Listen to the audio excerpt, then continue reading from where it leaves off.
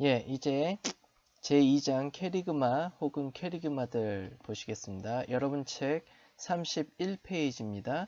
여러분 책 31페이지를 펴시고 또 컴퓨터 화면도 보시고 들으시면서 제가 책을 읽을 때는 그 페이지 수와 그 위치를 말씀드릴 테니까 같이 눈으로 따라 읽으시면서 형광펜으로 밑줄 그으시고 그렇게 하시면 되겠습니다. 네, 제2장 캐리그마와 혹은 캐리그마들 이 서론.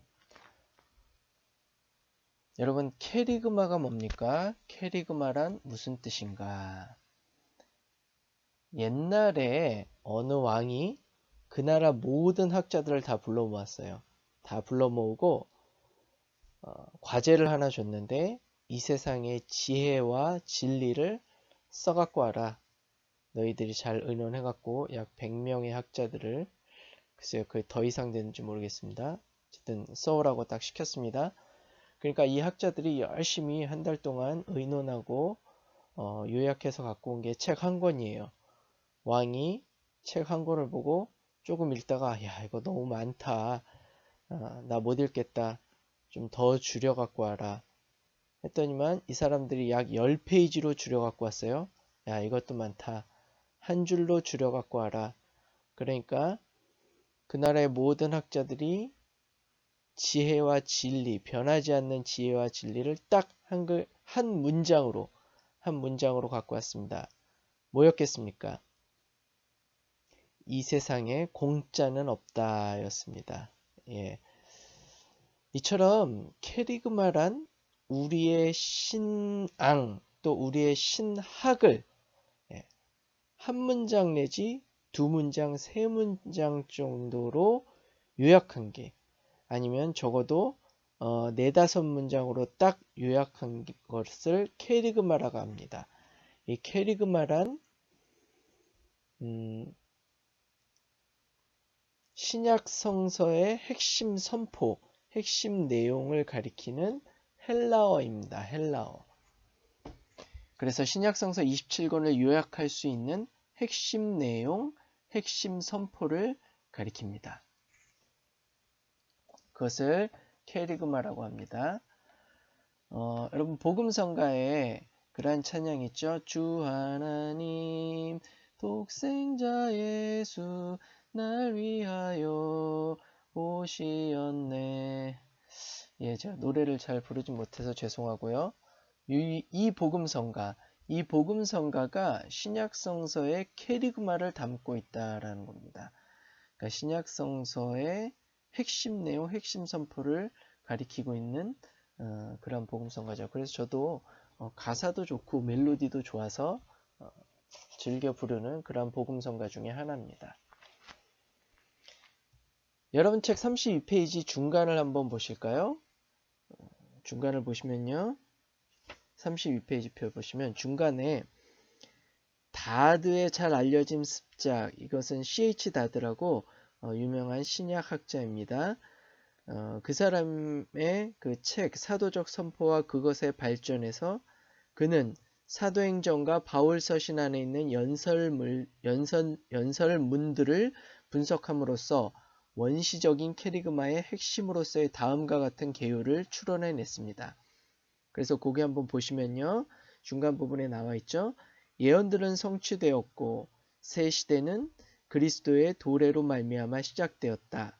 그는, 즉 예수님은 다윗의 씨에서 나셨다. 그는 지금의 악한 세대로부터 우리를 구원하고자 성경대로 죽으셨다. 그는 매장되셨다. 그는 성경대로 3일 만에 살아나셨다.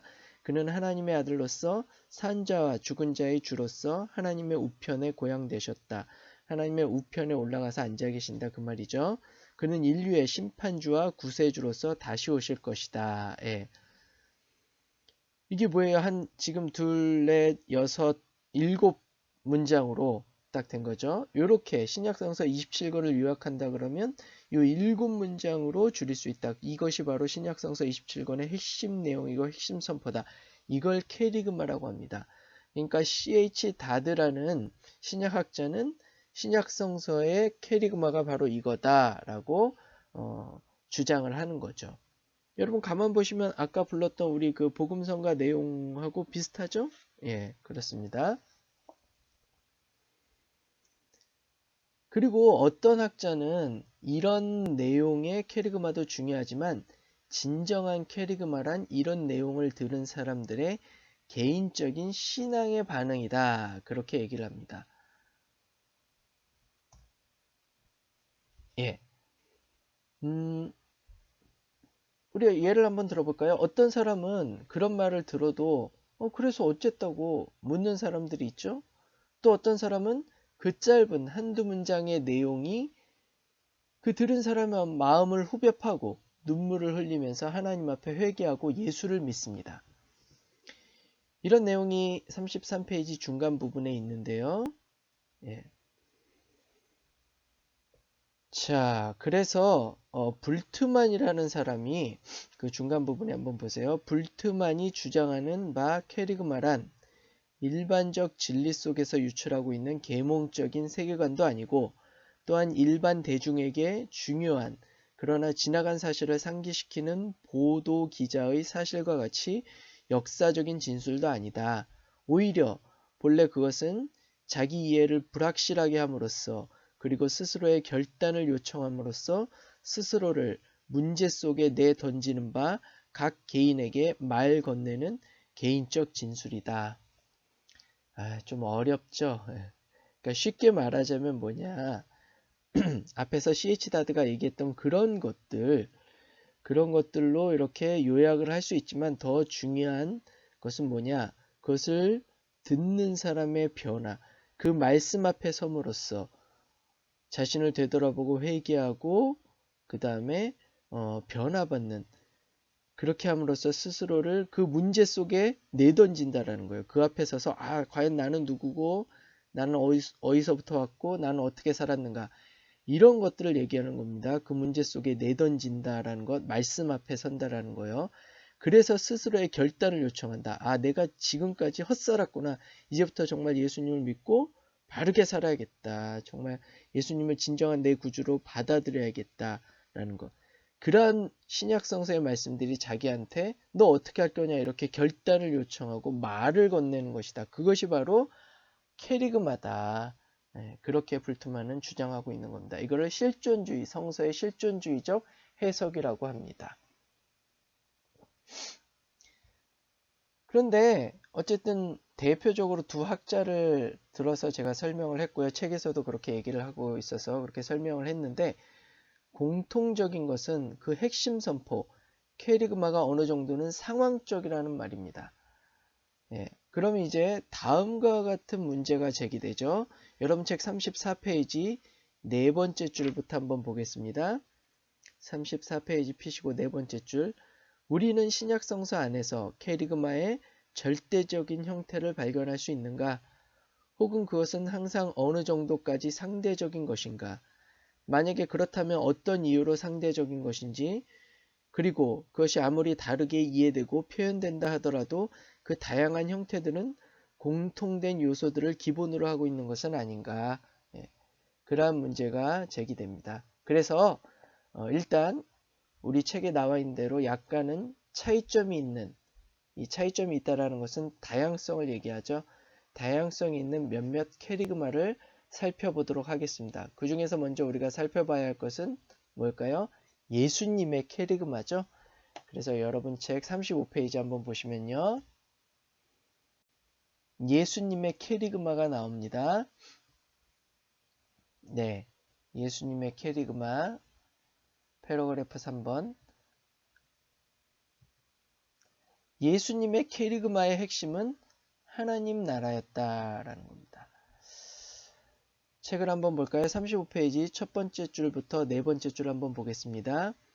공간복음서 모두는 예수의 공적 활동을 하나님의 복음을 선포하여 하늘나라의 복음을 선포하여 마태복음에 나와 있고요.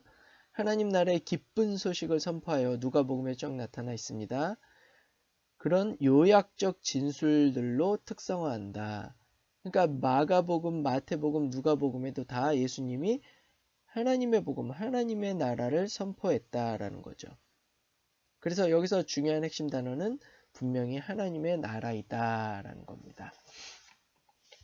자, 그러면 하나님 나라 선포의 특징이 무엇이냐? 하나님 나라 선포의 특징은 첫 번째로 하나님 나라가 가까이 왔다라는 겁니다. 이것은 하나님의 통치, 종말론적 통치를 의미하기도 합니다. 예수님은 이렇게 하나님의 나라가 임박할 것으로 기대하고 캐리그마를 선포하셨죠.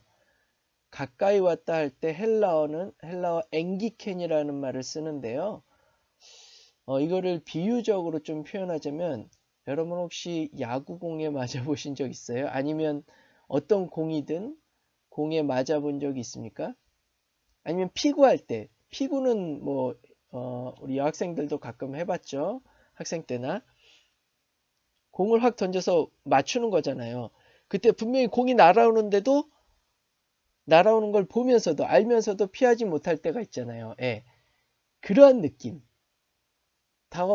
공이 날아오는데도 다가온다 피해야 되는데 하면서도 못 피하고 딱 맞을 때 그 느낌, 그것이 바로 엥기켄입니다. 그러니까 하나님 나라가 가까이 왔다, 오고 있다라는 거예요. 아직 완료가 안 됐어. 쫙 오고 있는데 이걸 피해야 되는데 안 그러면 맞는데 그럴 때 느낌을 바로 엥기켄이라고 합니다. 그게 이제 미완료형이 갖고 있는, 헬라어의 미완료형이 가지고 있는 그 어감이라 할까요? 뉘앙스라 그럴까요? 그겁니다. 하나님 나라 선포의 두 번째 특징은 뭐냐? 때가 찼다라는 겁니다. 요거는 하나님 나라가 가까이 왔다라는 선포랑 비슷하죠. 예수님이 선포한 하나님 나라의 특징은 예수님의 말씀과 사역을 통해 이미 하나님 나라가 시작되었다라는 의미와 아직은 다 성취되지 않았지만 점차 성취될 것이라는 희망과 임박성 사이에 긴장이 있다라는 겁니다. 이를 신학적인 표현으로 이미, already와 영어로 하자면 already와 아직의 긴장 상태라고 합니다. 그러니까 하나님 나라가 가까이 왔고 아주 때가 찼는데, 가까이 왔는데 완전히 다 오지는 않은 것, 때가 차서 넘칠 것 같은데 넘치진 않는 것, 부글부글 끓을 것 같은데 아직 끓지 않고 넘칠 것 같은데 넘치지 않는 그러한 상태. 그러한 어떤 그 긴박성과 그 다음에 아직 성취되지 않았지만 또 이미 성취된 거나 다름없다는 그러한 패러독스. 그게 이제 하나님 나라의 특성, 신약 성서에서 우리에게 전해주고 있는, 표현되는 하나님 나라의 특성이다라고 할 수 있는 거고요. 그게 이제 예수님의 그 캐리그마, 예수님의 선포와 또 예수님의 사역에서 그런 것이 드러난다라는 겁니다. 그러면 세 번째 특징은 뭐냐? 잠깐만요. 그거 하기 전에 조금 더 부연 설명하면요. 이런 하나님 나라에 대한 신약의 메시지는 종말의 기대와 함께 예수와 바울 사역 시기에 분명히 나타납니다. 그러니까 예수님과 바울 사역 시기, 그러니까 AD 한 3년부터 55년 정도까지, 아니면 60년 정도까지는 정말 종말에 대한 기대, 임박한 종말론의 특징이 많이 드러나고요. 그 후로 예수님이 오신다 하고 안 오시니까 이제 재림 지연에 대한 그러한 그 물음, 의심, 이런 것들이 신약성서에 나타납니다. 그게 가장 많이 나타나는 게 이제 누가복음과 사도행전에 나타나고요. 이후에 마태복음과 일반 서신, 목회서 서신에서 나타나고 있죠. 그래서 거기서는 이미보다는 아직, not yet, 그 성격이 짙게 나타난다라는 거죠. 그래서 그 재림지연에 대한 답을 교인들에게 주려고 하고요. 그래서 그 중에 하나가 이제 하나님 나라가 믿는 자와 공동체 안에서 이루어졌다라는 내면화의 특징을 보입니다. 그래서 누가복음 같은 경우는 하나님 나라가 여기 있다 저기 있다라고도 못하고 바로 너희 안에 있느니라, 이렇게 얘기를 하죠. 하나님 나라의 세 번째 특징은요, 회개와 믿음입니다. 그러니까 이 하나님 나라의 특징은 뭐냐? 예수님이 선포한 하나님 나라의 선포에 대한 특징이라는 거죠. 세 번째가 회개와 믿음이었다라는 겁니다. 복음서에서 회개에 대한 대표적인 비유가 뭡니까? 탕자의 비유죠. 탕자의 비유. 그래, 여러분 책 37페이지 밑부분을 한번 보시겠습니다. 3-3 회개하고 복음을 믿으라. 찾으셨죠? 예수가 그의 청중들에게 기대했던 반응은 회개하고 복음을 믿으라는 이 두 개의 문구로 요약될 수 있습니다. 회개의 중요성은 여러 곳에 드러나 있죠. 마태복음 11장 21절, 누가복음 10장 13절, 그 외에 쭉 많이 드러나 있습니다. 많은 곳에 나타나 있습니다.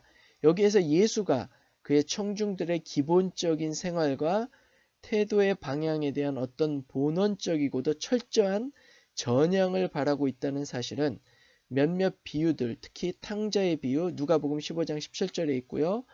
예수와 부자 청년과의 만남, 마가복음 10장 17절 이하에 있고요.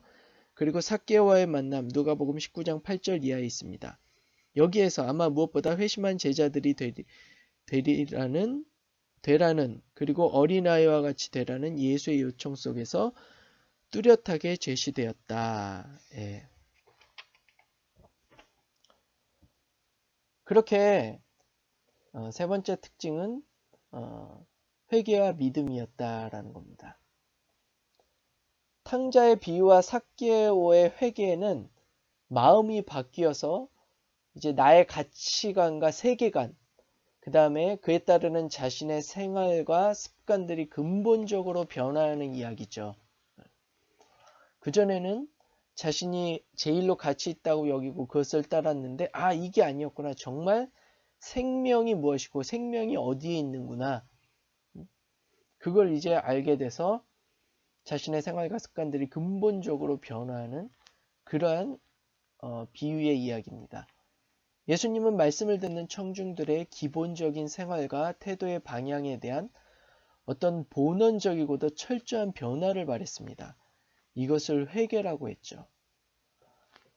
또 예수님이 말씀하신 믿음은 어떤 일이든 가능케 하는 하나님의 능력에 대한 철저한 신뢰입니다. 병을 고치는 능력, 죽은 자를 살리는 능력, 또 산을 옮겨서 바다에 빠지게 하는 능력, 물 위를 걷게 하는 능력 등등. 이거 참 어떻게 신뢰하겠어요? 신뢰하기 힘들죠. 그러나 그것을 전적으로 믿고 신뢰하는 것, 그것이 바로 믿음. 하나님은 하실 수 있다. 인간은 못하지만 하나님은 하실 수 있다라는 거예요. 낙타가 바늘귀로 들어가는 것, 인간으로서는 못하지만 하나님으로서는 할 수 있다라는 겁니다. 그렇게 정말 불가능한 일을 가능케 하시는 그 하나님을 믿는 전적인 신뢰. 그게 바로 예수님 말씀하신 믿음이었는데요. 이것이 바로 예수님이 선포한 하나님 나라의 선포의 세 번째 특징입니다. 회개하고 이러한 믿음을 가져라. 탕자처럼 삭개오처럼 회개하고 정말 믿음을 가지고 새롭게 밑바닥에서부터 마음 깊숙이 있는 그것에부터 변화해야 된다. 그것이 바로 이제 세 번째 특징입니다. 그 다음에 네 번째 특징.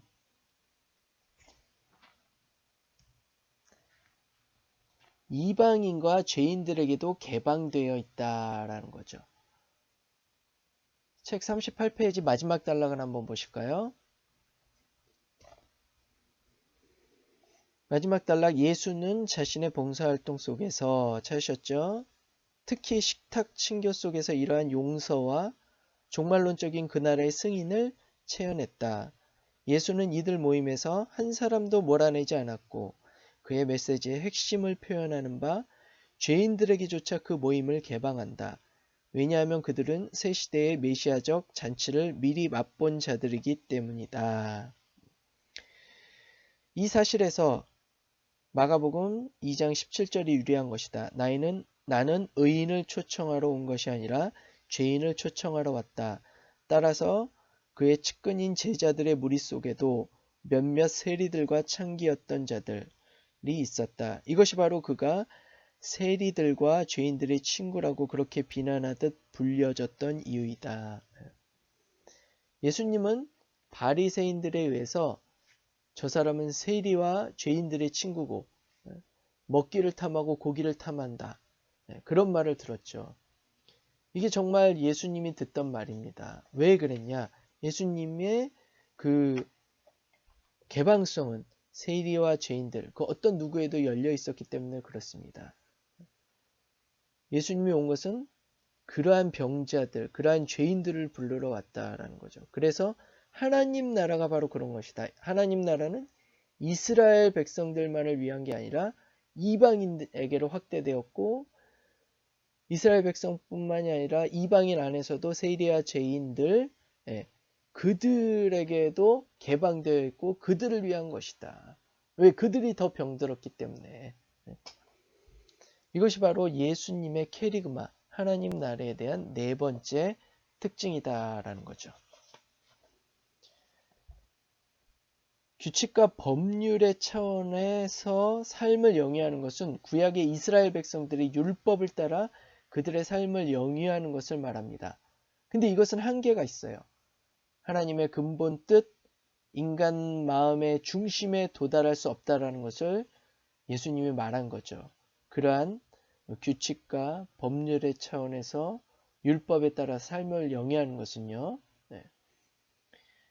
그래서 예수님이 뭐라 그랬습니까? 모세는 뭐뭐라고 말하지만 나는 뭐뭐라고 말한다 하면서 이것을 신학적인 용어로 안티테제라 그러는데요. 그렇게 얘기한 거예요.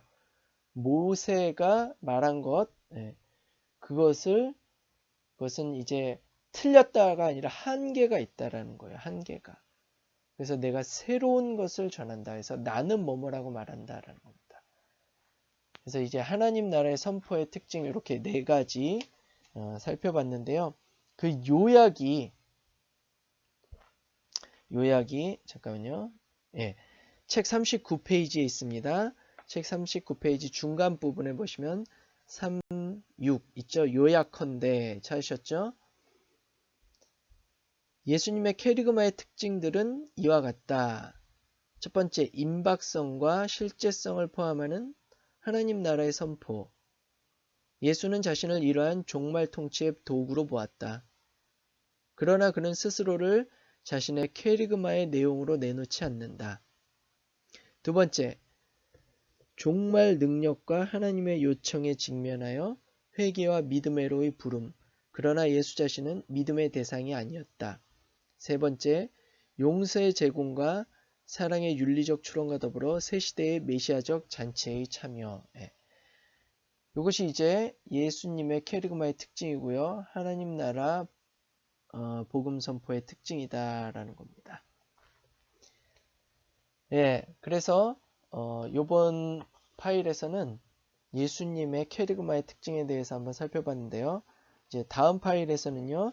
사도행전, 누가복음까지 좀 포함해서 사도행전의 캐리그마, 그 다음에 조금 더 나갈 수 있으면 바울의 캐리그마까지 한번 보도록 하겠습니다. 근데 바울의 캐리그마까지 되도록 다음 파일에 한번 보도록 하겠습니다.